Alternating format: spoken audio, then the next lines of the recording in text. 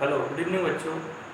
आज मैं आप लोगों को आपके 10th क्लास में सोशल साइंस में जो फर्स्ट चैप्टर है उसको एक्सप्लेन करने जा रहा हूँ। इसका नाम है resources of India first. Resources of India first इसलिए कहा गया है इसमें क्योंकि हम इसमें प्राकृतिक संसाधनों जैसे मिट्टी है, पानी है, वन है और वन्य जीवों के बारे में पढ़ें।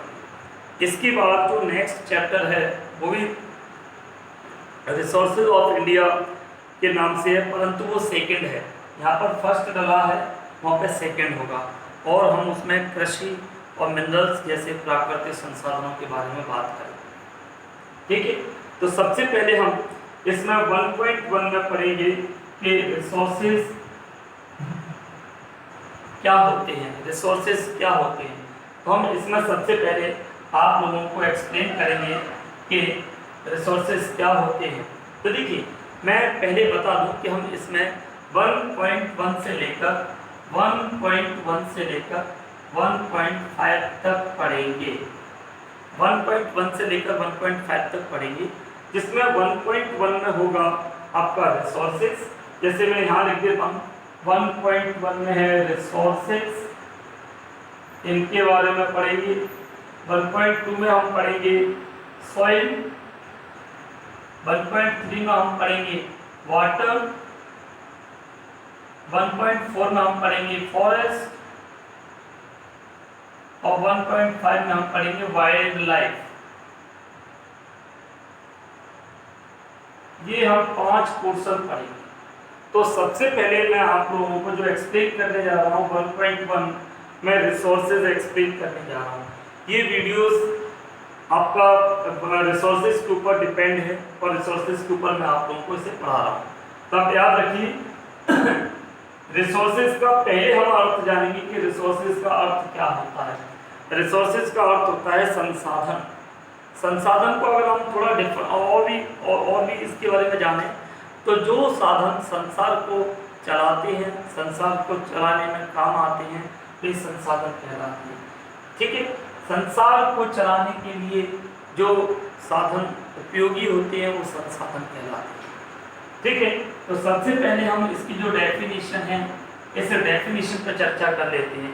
आप देख रहे होंगे कि मैंने यहाँ पर 1, 2 और 3 डेफिनेशन लिखी हुई है। कितनी? 1, 2 और 3 और भी लगा हुआ है, सबके बीच में और भी लगा हुआ है। तो देखिए, आपकी डेफिनेशन क्या कहती है। तो पहले मैं आपको बता दूं कि अगर आपको कभी भी किसी चैप्टर के कंप्लीट एक्सप्लेनेशन को समझना है तो उसके अर्थ, उसके नाम को समझनी चाहिए। बहुत सारे बच्चे नाम समझते नहीं है, एक्सप्लेनेशन लेते नहीं है और सीधा क्वेश्चन आंसर्स को याद करने पर लग जाते हैं। रिजल्ट क्या निकलता है कि अगर उनकी याद करने की कैपेसिटी अच्छी है और उनको लंबे समय तक याद रहता है तो वो बहुत अच्छा परफॉर्मेंस करते हैं बोर्ड एग्जाम में। परंतु उन लोगों का क्या होगा जो जिन्हें याद नहीं होता है, या याद तो होता है परंतु 2 दिन 4 दिन बाद भूल जाते हैं, पूरी साल भर रट्टा लगाते रहते हैं। रिजल्ट ये निकलता है कि भूल जाते हैं, याद करते हैं, भूल जाते हैं, याद करते हैं, इस तरीके से चलता है। परंतु अगर हम लोग एक बार इसे समझ लें अच्छे तरीके से तो हमें बिल्कुल भी दिक्कत नहीं आएगी, ना तो हमें रट्टा लगाना पड़ेगा, ना हम भूलेंगे और वो हमेशा के लिए हमारे दिमाग में हो जाएगा। ठीक है, तो हम सबसे पहले इसकी डेफिनेशन के बारे में पढ़ते हैं कि डेफिनेशन क्या कहती है। तो देखिए, ऑल दोज थिंग्स, वे सभी वस्तुएं विच फुलफिल ह्यूमन नीड्स, जो पूरा करती हैं मनुष्य की आवश्यकताओं को और वांट्स और उसकी जरूरतों को, आर नॉन एज रिसोर्सेज। तो क्या कहलाती हैं? रिसोर्सेज कहलाती हैं। तो आपकी पहली डेफिनेशन क्या है, ध्यान से सुनिए आप लोग।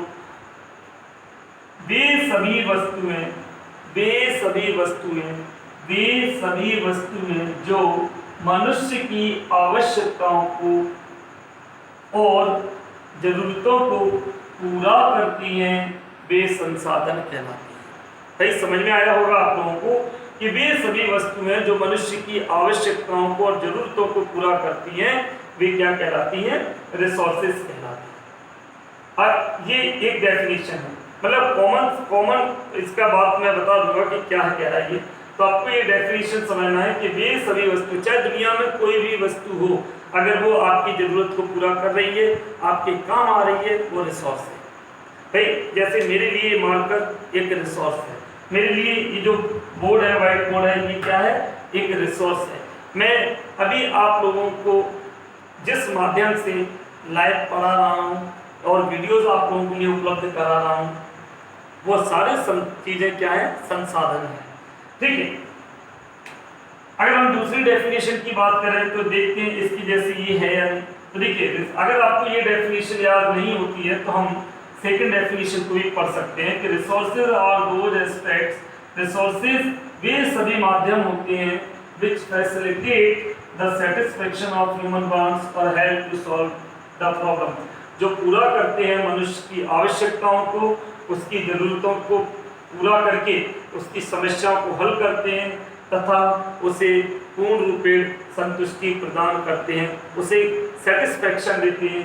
वे क्या कहलाते हैं, रिसोर्सेज कहलाते हैं।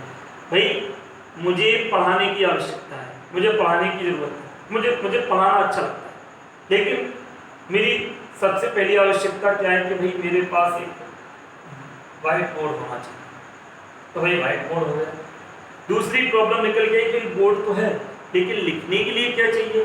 तो लिखने के लिए मैंने देखा कि मैंने पता लगाया कि लिखने के लिए कौन सी चीज़ बेटर रहती है, मुझे मिला मार्कर। अब बोर्ड भी है, मार्कर भी है, मुझे बोलना भी आता है और मुझे पढ़ाना भी आता है। तो मैं सभी चीज़ें मेरे पास होने के बाद अब मैं आपको पढ़ा रहा हूँ। तो भाई सबसे पहले मेरी प्रॉब्लम क्या निकली कि मुझे भाई पढ़ाने के लिए व्हाइट बोर्ड और मार्कर की जरूरत थी। तो इन दोनों चीज़ों की वजह से मुझे समस्या आई कि मैं पढ़ा नहीं पा रहा था। मेरी समस्या इन दोनों चीज़ों ने हल कर दी और क्या हुआ, ये दोनों, चाहे वो व्हाइट बोर्ड हो या ये मार्कर हो, दोनों ही मेरे लिए क्या है, संसाधन। ठीक है। तीसरा अगर हम पढ़ें, अगर ये दोनों में से कोई भी आपको याद नहीं रह पाती है तो anything which fulfills human wants और वो और less it helps in solving problems are called resources. हर वो वस्तु जो मनुष्य की भले ही कम या ज़्यादा किसी भी प्रकार से मदद करती है, उसकी ज़रूरतों को पूरा करती है और उसकी समस्याओं को हल करने में मदद करती है, वो क्या कहलाती है, रिसोर्सेज कहलाती है। आप याद रखें, चाहे वो कोई भी वस्तु हो।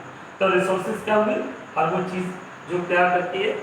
भाई एक कॉमन तरीके से बता दूं, हर वो वस्तु जो मनुष्य की आवश्यकताओं को पूरा करती है, उसकी ज़रूरतों को पूरा करती है तथा उसे होने वाली समस्याओं से बचाती है या उसकी समस्याओं को हल करती है, वो रिसोर्सेज कहलाती है, संसाधन कहलाती है। जैसे अगर हम कॉमन एक एग्जांपल ले लें, एग्जांपल के तौर पर हम यहाँ पर डाल देते हैं वाटर, जल। ये जल मैंने लिखा, बताइए ये हमारे लिए रिसोर्स है या नहीं, बताइए कि आप बताइए कि क्या ये हमारे लिए रिसोर्स है। करेक्ट, बिल्कुल सही, ये रिसोर्स ही है। क्यों? क्योंकि हमें प्यास लगी तो हमने पी लिया पानी, प्यास बुझ गई, प्यास से समस्या पैदा हुई और हमारी समस्या पानी ने हल कर दी, हमारे लिए रिसोर्स है। फसल उगाने के लिए खेतों में सबसे पहले पानी दिया जाता है, तो ये जिसके माध्यम से फसल पैदा होती है, पानी क्या है, रिसोर्स है। खाना बनाने के लिए तो पानी की जरूरत है, अगर पानी नहीं होगा तो हम खाना नहीं बना पाएंगे, हमारी भूख नहीं मिट पाएगी और हमें ऊर्जा प्राप्त नहीं हो पाएगी। तो क्या है, पानी क्या है, संसाधन। चाहे हम साफ सफाई में ले लें, सिंचाई में ले लें, इरिगेशन में ले लें, हम मेकिंग फूड, भोजन बनाने के लिए देख लें, या हम पीने के लिए ले लें, सभी प्रकार से हमारे लिए ये जो जल है क्या है, उपयोगी है। आई होप कि आपको ये डेफिनेशन समझ में आ गई होगी। अगर हम देखें इसी दिशा में, अगर हम देखें तो हमारा पहला एक क्वेश्चन बनता है हमारा कि नंबर 1 क्वेश्चन बनता है हमारा, यहाँ पे देखें आप लोग, और क्वेश्चन नंबर 1 कि व्हाट आर रिसोर्सेज।